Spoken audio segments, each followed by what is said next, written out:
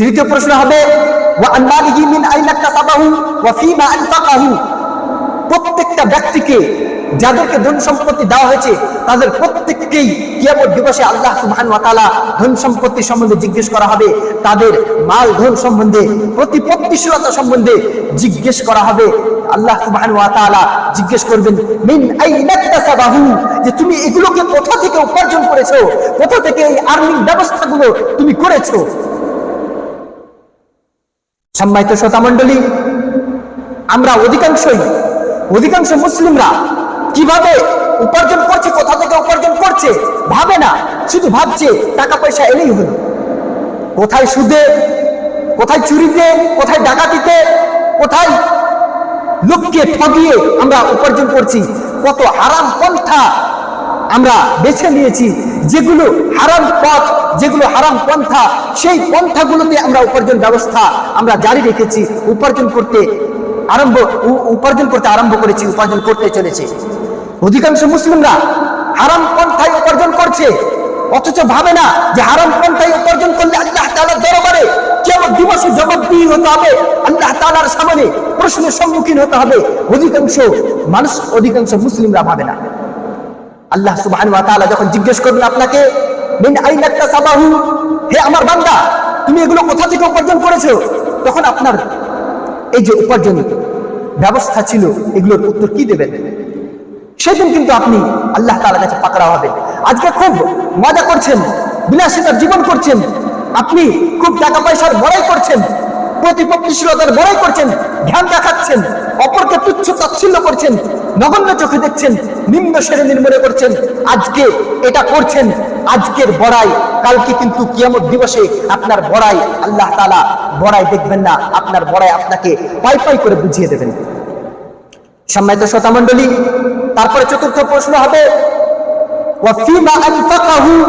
শুধু এটাই নয় যে এগুলো কোথা থেকে উপার্জন করেছো এটা বলে আল্লাহ তাআলা ছেড়ে দেবেন, বরং এখানে দ্বিতীয় প্রশ্ন আরেকটা হবে যে এগুলো উপার্জন করেছো কোন পন্থা থেকে, তারপরে কোথায় খরচ করেছো, কোথায় ব্যয় করেছো। চতুর্থ যেটা প্রশ্ন হবে যে এগুলো কোথায় তুমি ব্যয় করলে, কোথায় খরচ করলে। আজকে যাদেরকে আল্লাহ তাআলা ধন সম্পত্তি দিয়েছেন, যে সমস্ত ভাইদের টাকা পয়সা আছে, মালধন আছে, জমি জায়গা আছে, সে সমস্ত ভাইরাকে অধিকাংশকে দেখতে পাবেন যে বিয়ারের বারে, মদের বারে গিয়ে আড্ডা মারছে, বড় বড় দামি দামি ওয়াইন ড্রিঙ্ক করছে, শরাব পান করছে, বড় বড় রেস্টুরেন্টে গিয়ে মেয়েদের নিয়ে তাদের ইজ্জত নিয়ে, মান সম্মান নিয়ে ছিনিমিনি খেলছে। কত মেয়েদেরকে নষ্ট করে ফেলেছে, কত মেয়েদের সাথে প্রেম প্রীতিতে জড়িয়ে পড়েছে। যাদেরকে টাকা পয়সা দিয়েছে তারা আরো টাকা পয়সার উপার্জনের যে একটা হারাম পন্থা ব্যয় করে বেশি বেশি টাকা উপার্জন করছে আর খারাপ পথে ব্যয় করছে। অধিকাংশ যুবকরা, অধিকাংশ মুসলিম সমাজের মধ্যে অধিকাংশ প্রতিপত্তিশীল ব্যক্তিরা তারা তাদের নিজেদের ধন সম্পদকে হারাম পথে ব্যয় করছে। কাউকে মারতে হবে, কাউকে কাটতে হবে, কিভাবে তাকে তার প্রতি নির্যাতন করতে হবে, এগুলোতে কত টাকা লাগবে, লক্ষ লক্ষ হাজার হাজার টাকা ব্যয় করছে। দিবারাত্রি জুয়াতে নিমজ্জিত লক্ষ লক্ষ টাকা, কোটি কোটি টাকা তার যে আল্লাহ তাআলা ধন সম্পদ দিয়েছেন এগুলো জুয়াতে সে বিলীন করে দিচ্ছে, সেগুলো শেষ করে দিচ্ছে। অথচ সে ভাবে না যে আল্লাহ তাআলা সন্তুষ্টি অর্জনের উদ্দেশ্যে আমি এগুলো ব্যয় করব, মসজিদ মাদ্রাসায় দান করব, অভাব দরিদ্রদের দেব। যারা অভাবগ্রস্ত লোক, যারা খেটে খাওয়া লোক, যারা কোনো কিছু করতে পারে না, যারা ভালো করে বাড়ি করতে পারে না, গাড়ি করতে পারে না, যারা ছেলে মেয়েদের ভালোভাবে বিয়ে দিতে পারে না, সেই সমস্ত লোকেদেরকে সাহায্য করব। এমন ভালো একটা যে তাদের মধ্যে মেন্টালিটি, একটা সেন্টিমেন্ট পাওয়ারে যে কাজ করবে, এমন একটা ভালো বাক্য ভেসে আসবে, এমনটা হয় না। অধিকাংশ ধনী ব্যক্তিরা তাদের ধন সম্পত্তি নিয়ে ফিতনায় পড়ে গেছে, পরীক্ষায় পড়ে গেছে। তারা তাদের ধন সম্পত্তি কিভাবে ব্যয় করছে নিজেরাই জানে না। তাই আপনাকে এখনই ভেবে দেখা উচিত, এখনই পরিবর্তন হওয়া উচিত। যেহেতু আপনি আজকে বেঁচে আছেন, কালকে নাও থাকতে পারেন। আজকে জীবন পেয়েছেন, কালকে আপনার জীবন কেড়ে নেওয়া যেতে পারে, কেড়ে নেওয়া হতে পারে। তাই আজকে এখনই পরিবর্তন হন। এই মুহূর্তে আল্লাহ তাআলার দরবারে আপনি তওবা করুন এবং তওবা করে আল্লাহ তাআলার দরবারে ফিরে আসুন। যে হে আল্লাহ, আমার যত সব হয়েছে এই সমস্ত গুনাহ থেকে আমি ফিরে আসছি, ক্ষমা প্রার্থনা করছি, আমাকে ক্ষমা করে দাও। আমি আমার মৃত্যু অবধি এগুলো করব না, আমি ভালো হয়ে চলবো, আমার ভালো পথে উপার্জন ব্যবস্থা থাকবে, আমি ভালো পথে খরচ করব, তোমার সন্তুষ্টি অর্জনের উদ্দেশ্যে খরচ করব। এভাবে আপনি আল্লাহ তাআলার দরবারে ফিরে আসেন, আল্লাহ তাআলার কাছে ক্ষমা ভিক্ষা চান, ক্ষমা যাচনা করুন। সম্মানিত শ্রোতা মণ্ডলী, লাস্ট যেটা কোশ্চেন, লাস্ট যেটা প্রশ্ন করা হবে আপনাকে, সেটা হচ্ছে মাযা আমিলা ফিমা আলিমা। আপনি যতটা জ্ঞান পেয়েছেন সেই জ্ঞান অনুযায়ী আপনি কতটা আমল করেছেন। অনেকে হয়তো মনে করবেন যে এটা আলেমদেরকে প্রশ্ন করা হবে, আলেমদেরকে বলতে নয়, বরং প্রত্যেকটা জ্ঞানী ব্যক্তিকে, সে মাদ্রাসায় পড়ুক আর না পড়ুক, যে যতটা জ্ঞান অর্জন করেছে, জ্ঞান পেয়েছে, তার ওই জ্ঞান সম্বন্ধে তাকে আল্লাহ তাআলা জিজ্ঞেস করবেন যে তোমাকে এই জ্ঞান দিয়েছিলাম, এই জ্ঞান দ্বারা তুমি কি করেছো, এই জ্ঞানের প্রতি কতটা আমল করেছো, এই জ্ঞানের প্রতি কতটা তুমি উদাসীন ছিলে, কতটা তুমি অ্যাক্টিভ ছিলে, কতটা তুমি আমল করতে, এই জ্ঞান পেয়ে আল্লাহ ভীতি তোমার মধ্যে কতটা এসেছিল, তোমার অন্তরে কতটা আল্লাহর ভয় এসেছিল, কতটা তুমি আল্লাহকে বলে আল্লাহর সন্তুষ্টির উদ্দেশ্যে কতটা আমল করেছিলে, আর কোথায় কোথায় তুমি এগুলোকে কাজে লাগাওনি। আল্লাহ সুবহানাহু ওয়া তাআলা আপনার জ্ঞান সম্বন্ধে জিজ্ঞেস করবেন। যাকে যতটা জ্ঞান দেওয়া হয়েছে, আমরা হয়তো বলতে পারি যে আমি জ্ঞান পাইনি, তো আমাকে জিজ্ঞেস করা হবে না, আপনি কিন্তু জ্ঞান পেয়েছেন এতটা যে আপনাকে নামাজ পড়তে হবে। কে জানে না যে নামাজ 5 ওয়াক্ত ফরজ? জ্ঞান বলতে এটাই যে আপনি যতটা জানতে পেরেছেন শরীয়তে, ততটাই আপনাকে আমল করতে হবে। আপনি 5 ওয়াক্ত নামাজ পড়তে হবে এটা জানতে পেরেছেন, যেদিন থেকে জানতে পেরেছেন সেই দিন থেকে আপনার 5 ওয়াক্ত নামাজ পড়া অনিবার্য হয়ে গেছে। যুবক অবস্থায় পদার্পণ করার পর আপনার সমস্ত কিছু শরীয়তের অনিবার্য হয়ে যায়, আপনি শরীয়তের আওতাভুক্ত হয়ে যান। আপনাকে প্রশ্ন করা হবে প্রত্যেকটা ক্ষেত্রে যেগুলো আপনার প্রতি অনিবার্য হয়ে গেছে। আজকে আপনি জ্ঞান পেয়েছেন 5 ওয়াক্ত নামাজ পড়তে হবে, সালাত কায়েম করতে হবে। আপনি যদি সালাত কায়েম না করেছেন, আপনি আপনার জ্ঞানের প্রতি আমল করেননি। আপনি শুনতে পেয়েছেন রমজান মাসের সিয়াম সাধনা করতে হবে, রমজান মাসের সিয়াম 1টা ছেড়ে দিয়েছেন, 2টা ছেড়ে দিয়েছেন, 5টা ছেড়ে দিয়েছেন, আপনি আর কাজা করেননি। সেগুলোর আপনাকে আল্লাহ তাআলার দরবারে জবাবদিহি হতে হবে, উত্তর দিতে হবে যে আপনি কেন ছেড়েছিলেন। আপনি জানেন আমার কাছে ধন সম্পত্তি আছে, ভালো পথে ব্যয় করতে হবে। অভাবগ্রস্ত লোকেদের যদি আমি দেখি যে আমার দ্বারস্থ হয়েছে, আমার দরবারে এসে ভিক্ষা চাইছে, তাদেরকে ভিক্ষা দেওয়া উচিত, জরুরি, আপনাকে ভিক্ষা দিতে হবে। যদি না দিয়েছেন, আপনি আপনার জ্ঞানের প্রতি আমল করেননি, আপনি আপনার জ্ঞানকে প্রাধান্য দেননি, আপনি দুনিয়ার জীবনটাকে প্রাধান্য দিয়েছেন। আল্লাহ তাআলা সন্তুষ্টি অর্জনের উদ্দেশ্যে আপনি আপনার ধন সম্পদ খরচ করেননি, আপনার জ্ঞানের প্রতি আপনি আমল করেননি। তাই আপনার এই জ্ঞান আপনার জন্য পরীক্ষা, যে আপনি আল্লাহ তাআলার দরবারে এই পরীক্ষায় ফেঁসে যাবেন। তাই শুধু আলেম নয়, শুধু যারা মাদ্রাসায় পড়েছে তারাই আলেম নয়।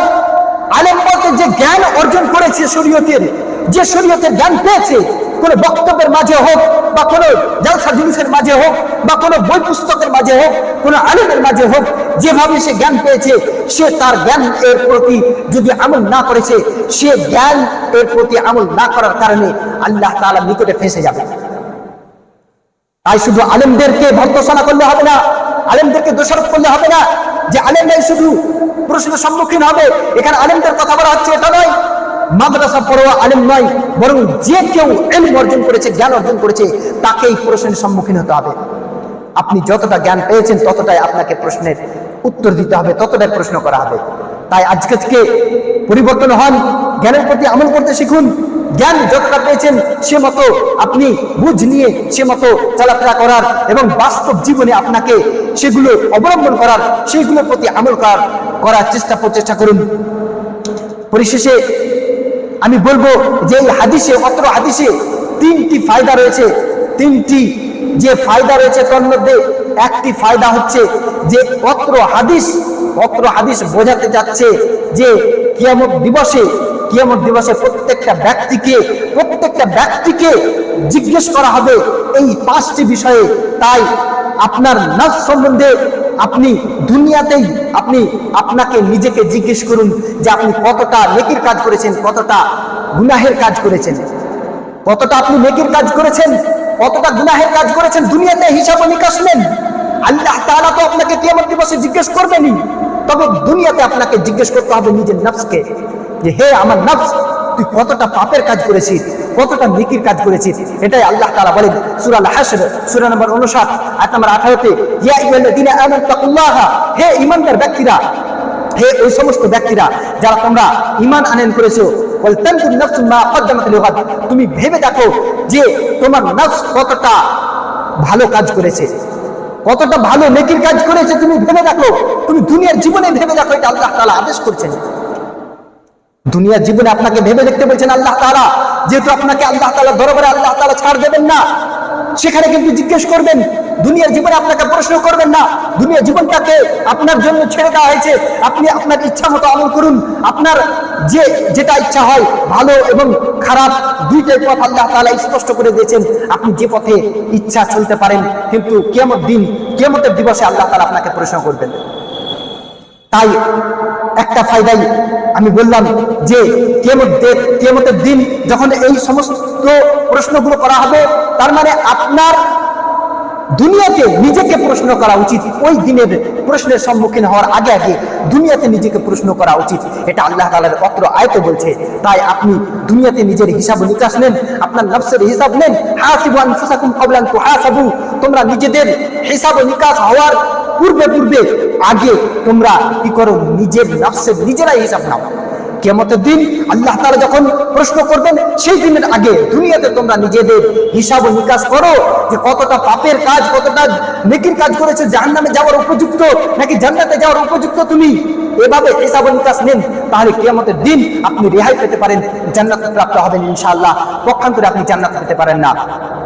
পরিশেষে আল্লাহ তাআলার কাছে দোয়া করব, হে আল্লাহ, আমাদের সকল মুসলিম ভাই ও বোনেদেরকে এই প্রশ্নগুলোর উত্তর দেওয়ার তৌফিক দান করো, এবং দুনিয়াতে যে এই সমস্ত প্রশ্নের উত্তর কিভাবে দেওয়া যেতে পারে কিয়ামতের দিন, সেই সমস্ত কিছুরই তৌফিক এই দুনিয়াতে আমাদের দাও, যাতে করে আমরা কিয়ামতের দিন এই প্রশ্নের উত্তর দিতে গিয়ে আমরা যেন ফেঁসে না যাই, আমরা যেন জাহান্নামে না চলে যাই, আমরা যেন পরিত্রাণ পেতে পারি, পরিত্রাণ ও সফলকামদের অন্তর্ভুক্ত হতে পারি, দলভুক্ত হতে পারি। আল্লাহ তাআলা আমাদের সকলকেই ভালো রাখুন, ভালো কাজের তৌফিক দান করুন, নেকির কাজের তৌফিক দান করুন, জান্নাতে যাওয়ার তৌফিক দান করুন।